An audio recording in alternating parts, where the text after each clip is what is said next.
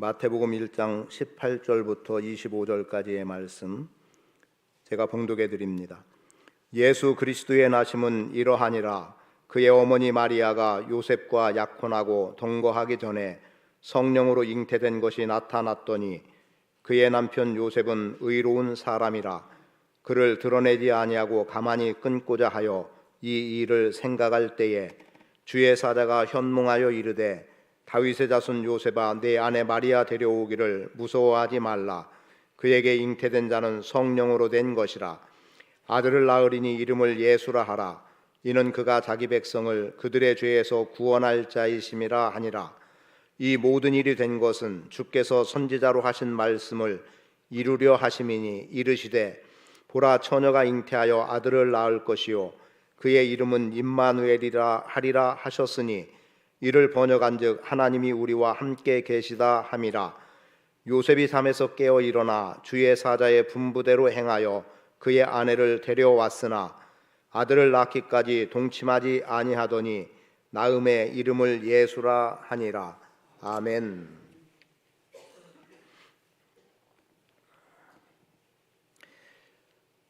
마태복음 1장 1절은 아브라함과 다윗의 자손 예수 그리스도의 계보라 말씀하면서 예수 그리스도의 이 땅에 오심에 대한 조상들의 이름을 열거하고 있습니다.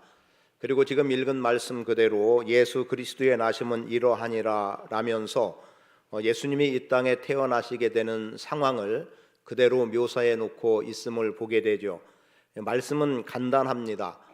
성령으로 예수가 마리아의 몸에 잉태되었다는 것이고 그리고 이 예수가 이 땅에 오심은 곧 우리와 함께하기 위함임과 그리고 우리를 죄에서 구원하기 위함이라고 말씀해주고 있습니다. 그리고 이렇게 예수님이 이 땅에 오셔야만 됐던 이유는 구약의 성경을 통해서 계속해서 말씀하는 바 하나님의 백성이라 일컬어지는 이스라엘이 하나님의 말씀을 떠나고 우상을 숭배하고 그리고 그들 마음에 하나님 없어도 된다는 마음이 가득 찼을 때 하나님께서는 그들에게서 잠시 침묵을 하시게 됩니다. 더 이상 말씀하지 않으신다는 거죠. 그리고 그 말씀하지 않음 속에서 하나님께서는 큰 계획을 이루기 위해서 준비하시고 마침내 예수 그리스도의 이 땅에 오심은 하나님께서 침묵하시는 동안 계획해 놓으신 것이 구체적으로 실현되는 모습으로 나타나게 됩니다.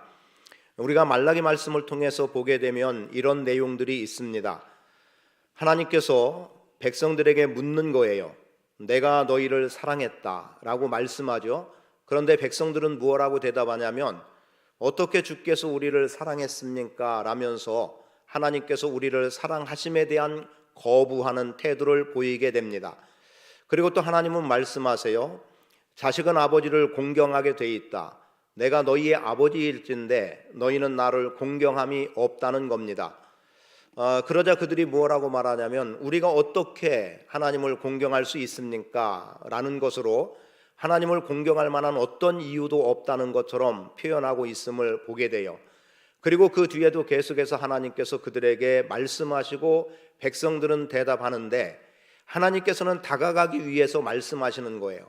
그런데 이들은 계속 거절의 태도로 하나님에게서 점점 멀어지려고 하는 거죠. 급기야 하나님이 말씀합니다. 너희가 바르지 못한 말로 나를 괴롭혔다라는 겁니다. 무슨 말인가 하면 백성들의 언행이 결국 하나님을 비참하게 만들어 놓는 데까지 나가고 있어요. 그랬더니 이들이 우리가 그렇게 할 까닭이 없다는 거예요. 그러나 하나님은 이렇게 말씀하세요. 너희는 내가 없어도 된다. 즉 하나님 없어도 된다라고 말하고 있고 그리고 우상을 섬겼더니 더 잘 살게 되더라. 악을 행했더니 더 평안한 삶을 살아가게 되더라. 이러한 정도의 내용들로 하나님을 떠난 백성들의 삶이 얼마나 하나님 앞에 가증스러운지를 면밀히 보여주고 있습니다.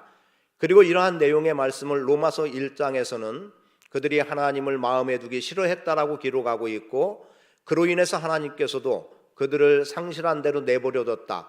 즉 그들이 하나님을 마음에 두기 싫어하니까 그 실은 그대로의 모습으로 살아가게 내버려 두었더니 그들은 끊임없는 죄의 길로 나가게 됐고 마침내 그들에게 주어진 것은 죄의 삭선 사망이라고 하는 선언처럼 사형에 해당한다는 말씀으로 정리되고 있는 것을 보게 되죠. 하나님은 오늘도 우리 가운데 임하시고 또 우리에게 계속해서 다가오시고 우리로 하여금 하나님의 백성으로 살아가기를 원하고 계십니다. 물론 우리는 구원받았다는 것에서 당연히 그러한 삶을 산다고 말할 수 있겠지만, 그러나 예수 그리스도를 믿음으로 말미암아 의롭다 인정함을 받음에도 불구하고 우리는 여전히 죄의 권세 아래 놓여 있는 삶을 살아가고 있기 때문에 우리가 조금만 하나님에게서 멀어지는 듯하고 하나님의 말씀을 소홀히 하면 곧바로 우리는 죄 가운데 빠지게 되고 하나님께서 싫어하시는 모습으로 살아갈 수밖에 없는 존재입니다. 우리는 죄의 삭선 사망이라고 하는 선언에서는 자유함을 입은 자가 됐어요. 예수 그리스도의 피값으로 말미암아 구속의 은혜로 말미암아 우리는 사망에서 자유함을 입은 자가 됐습니다. 그러나 죄는 여전히 이 땅을 지배하고 있고 믿음의 사람들도 죄의 영향력 아래 놓여 있기 때문에 그 권세로 우리는 넘어지는 경우들이 의외로 많습니다. 그래서 우리는 끊임없이 주님과 동행하는 삶을 살아야 되고 주님을 마음에 영접한 자로 삶을 살아야 되고, 그래서 지난주 말씀 그대로 날마다의 순교의 정신으로 살아가지 않으면 오늘 눈을 뜬 내 삶은 여전히 죄 가운데 놓여 있는 삶일 수밖에 없는 거지요. 그래서 하루를 마감하는 가운데 하루의 어떠한 삶을 주님 앞에서 죽은 자로 나가야 돼요. 그래야 그 다음 우리가 눈을 뜨고 회복이 됐다 하는 그때에, 혹은 부활이라고 하는 그때에 우리는 새로운 삶의 양식으로 살아갈 수 있는 길을 얻어갈 수 있다고 믿습니다. 오늘 예수 그리스도의 나심과 관련해서 우리는 두 가지의 이름을 깊이 생각해 볼 수 있는 기회가 되기를 원합니다. 성경은 많은 예언의 말씀들을 하고 있지요. 그리고 예언은 성취의 결과를 가져옵니다. 그리고 그 예언이 성취되는 데는 또 다른 예언이 있고, 그리고 또 다른 예언에도 또 다른 성취를 하나님은 가져오게 하시는데, 결론적으로 말씀드리면 오늘 말씀은 이사야 7장 말씀 속에서 하나의 징조를 하나님께서 보여주시겠다는 거죠. 그러면서 보라, 처녀가 잉태하여 아들을 낳을 것이요 그 이름을 임마누엘이라 하리라고 말씀합니다. 그리고 9장의 말씀에서 한 아기가 태어나게 되는데 하나만 표현한다면 그분은 왕으로 이 땅에 오신 분으로 묘사되고 있습니다. 그리고 하나님은 그 예언의 말씀을 이루기 위해서 열심으로 일하신다는 거죠. 예배로 초청할 때 여러분에게 읽어드린 말씀이기도 합니다. 그리고 그분의 이름이 임마누엘로 표현된 것처럼 임마누엘이라고 하는 약속을 주신 거예요. 하나님이 함께 하시겠다는 약속, 그리고 그 약속의 성취는 예수로 이 땅에 오시게 된 겁니다. 그래서 요한복음은 예수님의 이 땅에 오심에 대해서 태초에 말씀이 계셨음을 말하고 있고, 그 말씀이 하나님이라고 말씀하고 있고, 하나님의 말씀이 육신을 입어 이 땅에 오셨다라고 기록합니다. 그리고 그렇게 오신 예수라고 하는 약속이 또 주어지게 되는데, 이 예수라는 이름의 약속은 어떻게 성취되고 있습니까? 자기 백성을 그들의 죄에서 구원할 자이기 때문에 예수의 이름의 성취는 예수님의 십자가의 죽으심과 부활하심을 통해서 결국 예수의 이름도 오늘 여러분과 저희의 삶 가운데 성취됨으로 나타났음을 알아야 됩니다.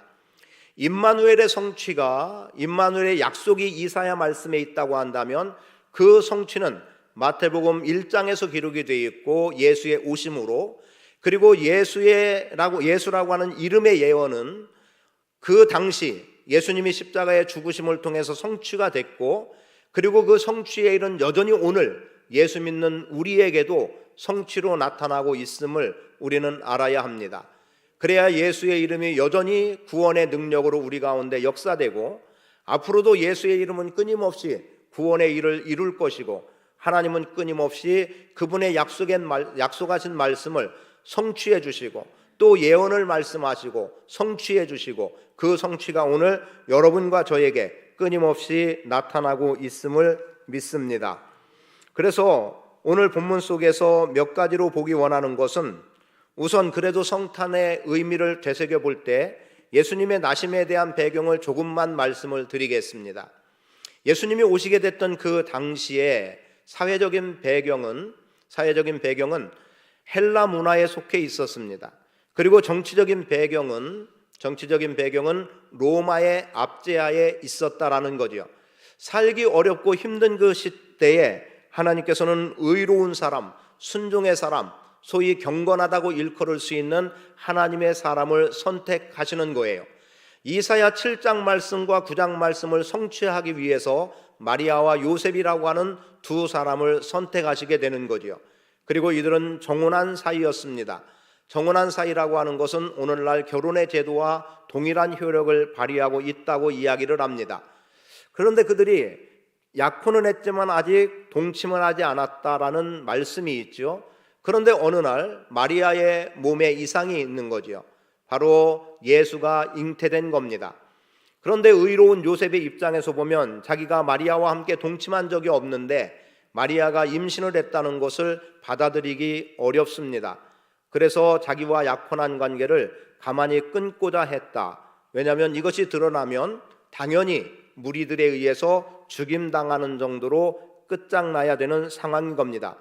여러분 아시겠습니다만 간음하다가 현장에서 잡힌 여인 어떻습니까? 사람들은 저마다 돌을 들고 예수님이 무엇라 하는 그대로 돌을 던져서 간음하다 현장에서 잡힌 여인을 죽이겠다는 것 아닙니까? 그때 예수님의 말씀은 친히 입으로 하셨다는 말씀보다 글로 쓰신 것으로 표현하고 있습니다만 죄 없는 자가 먼저 돌로 치라는 것으로 그들에게는 이 여인보다 더한 죄 내지는 이것보다 먼저 이 사람의 지금 죄로 잡혀온 이 여인보다 먼저 돌에 맞아 죽을 만한 죄를 그들은 이미 범하고 있었던 거예요. 그래서 저마다 다 돌을 놓고 다 돌아가게 됩니다. 그리고 여인에게 예수님은 말씀하죠. 내가 다시는 너를 죄 있다 하지 않을 테니 다시는 죄를 짓지 말라는 겁니다. 오늘 우리의 삶에 있어서 하나님과 우리와의 관계는 이런 죄의 문제로 가득 채워져 있어요. 사실은 의롭다고 하는 요셉이나 마리아도 하나님 쪽에서 보면 죄인일 수밖에 없는 존재입니다. 그런데 그래도 하나님을 경외하고 의롭다 불려질 그들을 하나님은 택하셨고 그들을 통해서 예수가 이 땅에 오시게 한 거죠. 그런데 거기에 표현되는 것은 성령으로 잉태되었다는 겁니다. 마리아의 임신에 대한 내용을 알고 요셉이 가만히 끊고자 했을 때 천사가 나타나서 전해주는 말, 마리아 데려오기를 두려워하지 말라. 그는 성령으로 잉태된 아이라는 겁니다. 그리고 아들을 낳을 건데 그 이름을 예수라 하라는 거죠.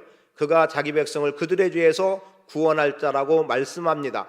그리고 이 예수는 이사야 말씀 그대로 보라 처녀가 잉태하여 아들을 낳을 것이요 그 이름을 임마누엘이라 하리라 한 그 말씀의 성취로 예수가 오게 됨을 말해주는 겁니다.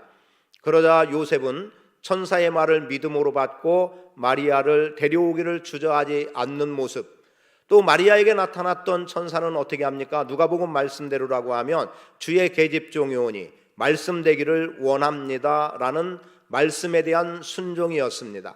아니 내가 남자를 알지 못하는데 어떻게 아이를 가질 수 있겠습니까? 성령에 의해서 됨에 대한 말을 듣고 마리아는 순종하는 겁니다. 요셉이나 마리아나 더 말할 것도 없이 신실한 믿음의 사람이라는 것을 알 수 있고 하나님의 말씀이면 순종으로 나간다는 것을 보여주는 대목이 되기도 합니다. 여기서 오늘 우리가 보기 원하는 바는 성령으로 잉태되었다라는 거예요. 성령으로 잉태되었다. 사실 우리는 남녀의 관계 속에서 어떻게 아이를 낳을 수 있는지를 알고 있습니다. 그리고 또 아이를 낳을 수 없는 상황도 우리는 알고 있습니다. 마리아와 요셉의 경우 아이를 낳을 수 없는 상황이라는 것 알죠. 왜냐하면 동침하지 않았다는 이유입니다. 그리고 그들이 부정한 어떤 행위가 마리아에겐 없었다는 거예요. 그런데 그에게 잉태된 아이는 성령으로 되었다. 오늘 저와 여러분은 성령 안에서 살아가는 사람들입니다. 실제로 오늘 우리는 어쩌면 더 쉽게 예수님의 오심을 믿는 믿음의 자리에 설 수 있는 것은 성령이 우리를 그렇게 교훈하고 가르치고 인도해 주시기 때문인 거예요.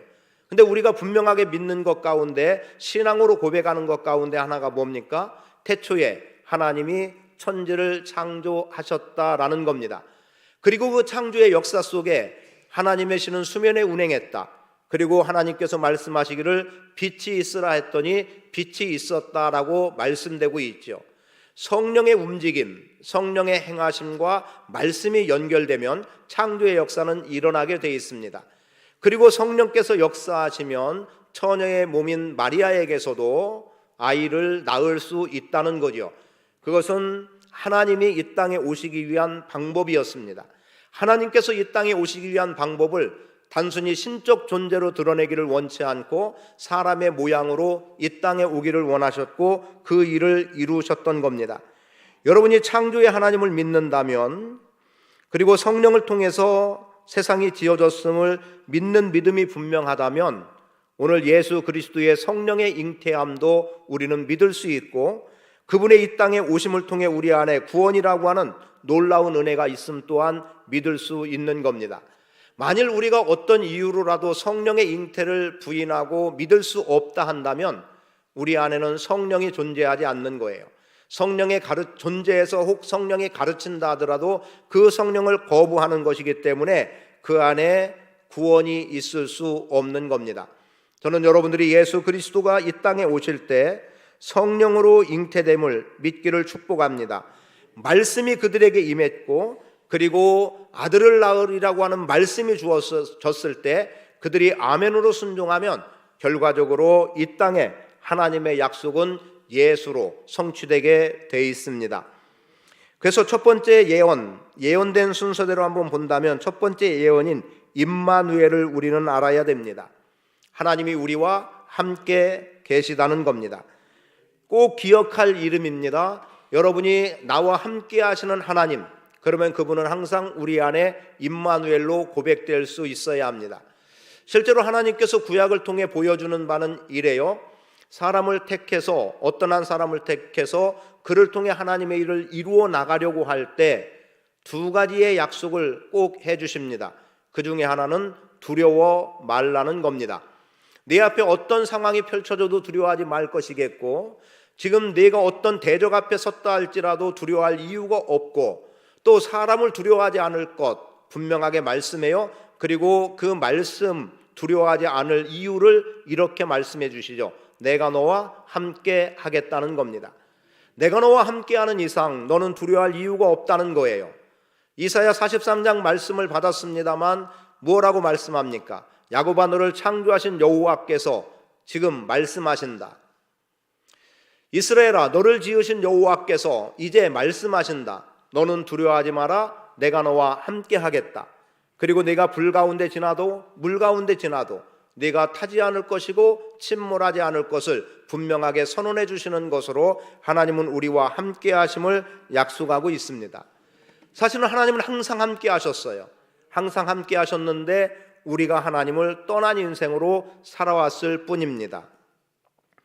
말라기 말씀을 조금 더 언급해 드리면 이러한 내용들이 나와요. 앞에서 표현한 대로 내가 너희를 사랑했다, 네가 내 이름을 더럽혔다 등등의 말씀이 나오는데, 하나님은 계속 백성들에게 다가가고 그들을 여전히 내 백성이라고 그렇게 품으려고 하는 거예요. 그런데 계속해서 뒤로 물러나고 도망가는 그들에 대해서 이제 하나님께서도 사람 우리의 해석입니다만 그들과 더 이상 함께할 이유가 없었던 거죠. 왜냐하면 끝까지 하나님은 따라가겠다고 하고 너희와 함께하겠다고 다가서는데 계속 피하는 이상 내가 더 이상 다가간들 될 수 없다는 것, 어쩌면 하나님도 깨달아 아셨을 겁니다. 물론 사람의 표현이라는 것 전제했습니다. 우리도 그렇죠. 내가 누구를 사랑한다고 다가서지만 상대는 싫다고 계속 거절하면 더 이상 사랑할 마음을 가질 이유도 어쩌면 없는 거고, 차라리 우리는 속된 말로 너밖에 없냐 이런 식으로라도 돌아서면 아니겠습니까? 그래서 하나님께서는 말라기에게 하나의 약속의 말씀을 주시게 되는데 4장 2절에서 이렇게 약속합니다. 의로운 해가 떠올라서 치료의 광선을 발할 것이다 라는 거예요.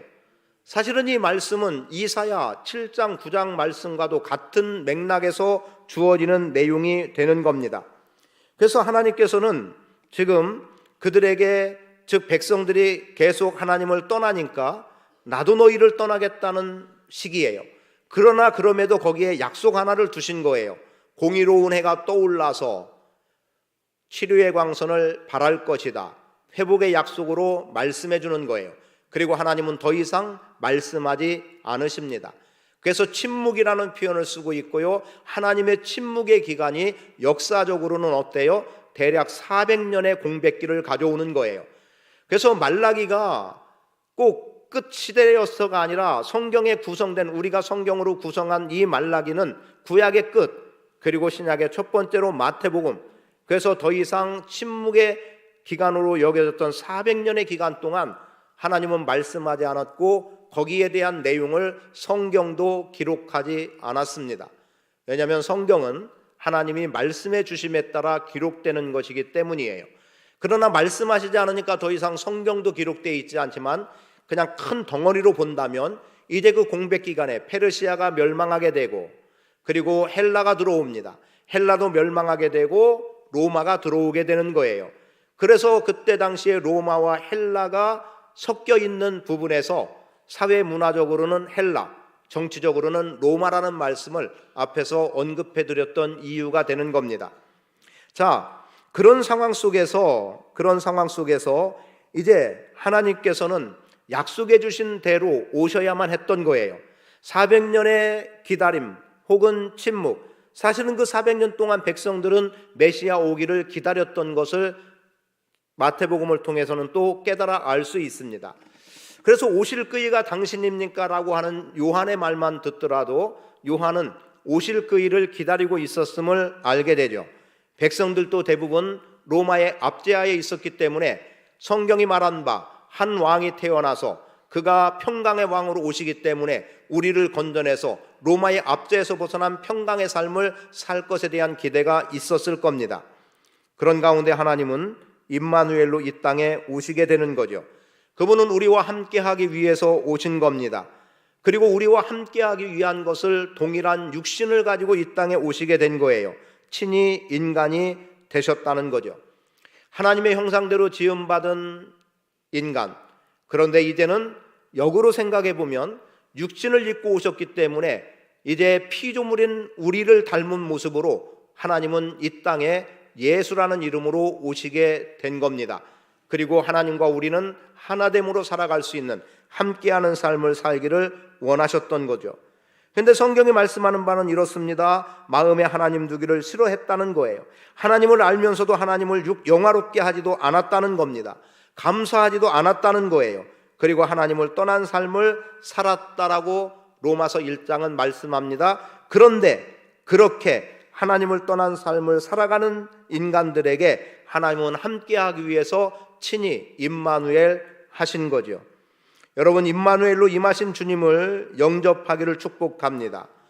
잠깐 그럼 또 다시 한번 구약으로 가보겠습니다. 구약의 임마누엘은 어떻게 표현됩니까? 성소에서 표현되고 있어요. 성소에 하나님이 임한다는 겁니다.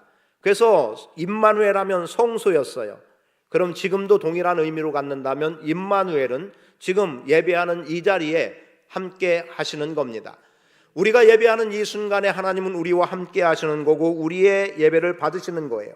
그리고 구약에서 임마누엘, 하나님이 함께 하신다는 것에는 보호가 있었습니다. 즉 피난처가 되신다는 거죠. 오늘도 예수 그리스도는 우리의 피난처가 되시는 거예요. 우리의 돕는 은혜가 주님께로부터 공급되는 겁니다. 그런데 우리의 피난처는 무엇입니까? 예수가 피난처인 이유, 우리가 죄로 인해서 고난을 당하고 죄로 인해서 죽음에 처하고 그런 우리를 죄로부터 건져내 주시는 피난처로서의 예수가 우리 가운데 오신 겁니다. 그리고 여전히 우리를 넘어뜨리려고 하는 악한 사단의 세력을 이길 수 있는, 즉 원수를 정복할 수 있는 임마누엘로서의 예수 그리스도는 우리 가운데 함께하고 계시는 겁니다. 여러분, 주님과 함께함으로 인해서 죄에 대해서 죽고 그리고 고난당하심을 통해서 죄에 대해서 죽어주시고 고난당함을 통해서 여러분과 함께하기 원하시는 주님을 영접하기를 축복합니다. 그래서 여러분 안에도 공의로운 태양이 여러분 안에 내재하기를 바라고 그분의 치료의 광선이 여러분의 삶 가운데 발해져서 여러분의 죄의 문제가 해결되기를 원합니다. 지금 공의로운 해는 예수 그리스도를 상징하고 있고 치료의 광선은 말 그대로 치유의 개념인데 구원의 일을 이루는 겁니다. 그리고 더 한 걸음 나간다면 우리의 질병의 문제도 분명히 주님은 고치실 수 있는 분이라는 것 확신합니다. 그런 주님께, 즉 주님의 임재가 있는 성소와 피난처 되셔서 오늘 우리로 죄로부터 그리고 악한 세력으로부터 이기게 하시는 피난처이신 예수 그리스도, 그분의 임마누엘을 영접하기를 축복합니다. 이제 두 번째 이름이 주는 바는 예수예요. 자기의 죄 가운데 있었던 우리, 즉 우리의 죄를 죄 가운데 빠져 죽게 된 우리를 구원하시겠다는 거죠. 그래서 자기 백성을 그들의 죄에서 구원하심이라고 하는 이름이 예수라는 이름 안에 담겨 있습니다. 죄의 삭슨 사망이라고 하는 선언에 있었고, 그리고 그 선언은 우리에게 현실로 다가오게 됐던 거예요. 그래서 에베소서에서는 허물과 죄로 죽었던 너희라고 말합니다. 앞으로 죄 때문에 너희는 죽을 것이다가 아니라 이미 죄로 인해서 사망이 선고되고 죽은 자라는 거예요. 하나님의 진노를 불러일으켰고, 그리고 죄와 허물로 죽은 인간이라고 성경은 말하고 있습니다. 그런 여러분을 살려내신 거예요. 그 살려냄에 대해서 로마서 5장 8절은 이렇게 기록합니다. 우리가 아직 죄인 되었을 때에 그리스도께서 십자가에 못 박혀 죽으심으로 하나님께서 우리에 대한 자기의 사랑을 확증해 주셨다라고 말합니다. 하나님은 여러분을 죄에서 구원하시고 자녀 삼아 주시기 위해 육신을 입고 이 땅에 오신 거예요. 그 구원의 하나님, 구원의 예수님을 믿는 믿음으로 살아갈 수 있어야 합니다. 구원의 문제를 간단하게만 언급해 드리겠습니다. 여러분, 구원이라고 하는 것은요, 죄의 문제로부터의 해결입니다. 그리고 심판으로부터의 자유예요. 여러분이 하나님을 믿지 않음과 또 하나님 안에서 행하지 않은 어떤 일들에 대한 대가, 즉 죄로 인한 사망, 여기에서 건진받는 게 구원이고요. 그리고 앞으로 당할 심판이 있습니다. 진노의 자녀로 살아오기 때문에 하나님의 진노를 피할 수 없는 거예요. 그래서 심판에서 벗어나지는 것이 구원이 되는 겁니다. 그리고 무엇보다 우리에게는 하나님의 자녀라고 하는 선언이 주어졌고, 이것이 구원받은 사람들에게 허락된 말씀입니다. 그리고 중요하게 여겨야 될 것은 지금까지 살아왔던 삶이, 즉 죄된 삶에서 벗어나서 하나님께서 명하시는 하나님을 닮아가는 의로운 거룩함의 삶을 살아가는 게 구원받은 자의 삶이 되어야 합니다. 많은 사람들이 예수 믿는 것 좋다는 거죠. 그리고 이 정도 적당히 믿으면 되겠다는 겁니다. 그리고 죄에 대해서 무감각하게 여전히 살아가고 있기도 하고, 내가 이런 즐거움을 굳이 버릴 필요가 있겠냐, 그냥 교회는 다니면 되고 내 삶은 삶이면 되리라고 생각하는 경우가 많아요. 그러나 우리가 인식해야 될 것은요, 예수 믿고 구원받은 사람이라고 한다면 마치 성령이 역사하고 성령이 잉태하고 성령이 내주하는 우리의 인생이라고 한다면 우리는 더 말할 것도 없이 하나님이 원하시는 바 거룩함의 삶을 살아갈 수 있어야 합니다. 그래서 세상 즐거움, 어떤 면에서 필요할 수 있습니다. 우리가 육신을 입고 살아가기 때문에, 그러나 죄와 연관된 쾌락의 길을 우리는 걸어갈 수 없는 존재입니다. 우리는 하나님의 자녀이기 때문이고 죄로부터 해방된 자이기 때문에 그렇습니다. 저는 여러분들이 예수 그리스도를 구세주와 주로 믿는 믿음의 분명함이 있기를 바라고, 그 믿음을 통해서 구원받은 자임을 확신하고 살아갈 수 있게 되기를 축복합니다. 자기 백성을 그들의 죄에서 구원할 자 예수. 그럼 이 예수의 이름은 어디로부터 성취되고 있느냐는 거죠. 자기 백성을 그들의 죄에서 구원하겠다는데 과연 이 구원은 어떻게 이루어지고 있느냐는 거예요. 그것은 예수님의 십자가와 부활을 통해서 이루어진 겁니다.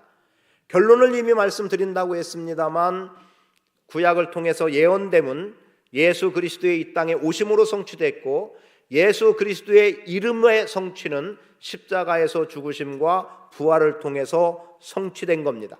그리고 이 성취는 더 이상의 예언이 필요 없는 완전함이에요. 그래서 지금도 믿는 사람들에게는 구원이 일어나고 있는 겁니다.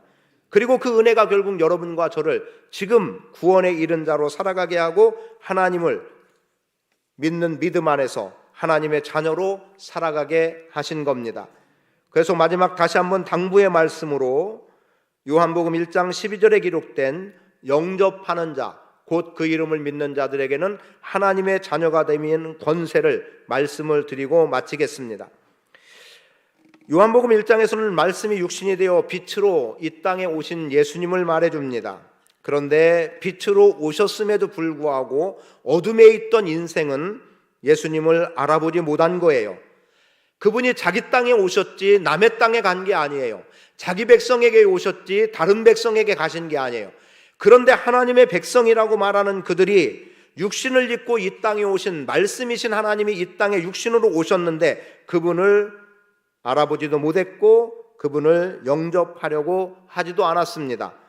그러나 그분을 영접한 사람들, 그분의 이름을 믿는 사람들에게는 하나님의 자녀가 될 권세를 주셨다라고 말씀하고 있습니다. 하나님은 우리를 죄에서 구원하시는 예수로, 우리와 함께 하시는 임마누엘로 우리 가운데 오셨습니다. 이 두 이름을 오늘 우리가 우리의 마음에 새기고 우리 안에 영접하고 그 이름으로 살아가기를 힘쓰는 삶을 사시기를 축복합니다. 언제까지 우리가 죄인으로 살 것인가? 언제까지 심판에서 벗어나지 못한 인생으로 살 것인가? 오늘 예수를 영접하면 죄인으로 살 이유가 없고 심판에서 벗어난 자유함으로 살아가는 은혜가 있음을 믿고 예수 그리스도를 구세주와 주로 영접하시기를 축복합니다. 믿음 안에 굳게 서서 주님께서 기뻐하시는 인생으로 사시기 바라고, 그리고 그분은 이제 다시 오셔서 우리와 함께 이 세상을 통치하게 될 겁니다. 주님이 왕으로 이 땅에 오시는 그날까지 믿음으로 승리해 나가는 복 있는 성도의 삶을 사시기를 축복합니다.